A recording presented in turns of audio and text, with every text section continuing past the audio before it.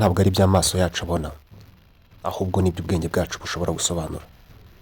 Buri kimenyetso cy'amateka n'iteka ry'ejo hazaza bifite ubufundi n'umutiba.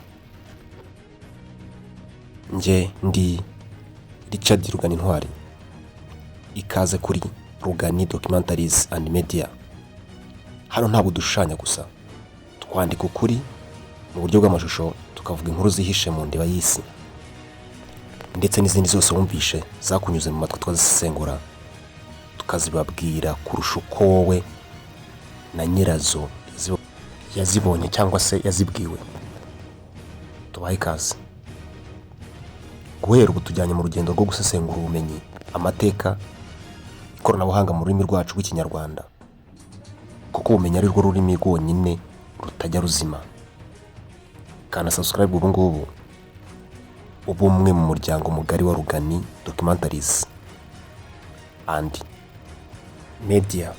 Ni umuryango mugari w'urukundo, ubumenyi bucukumbuye, ndetse n'inzira nziza yo kuvumbura isi nyayo. Ikaze kuri Rugani Documentaries and Media. Njye ndi Richard Ruganintwari.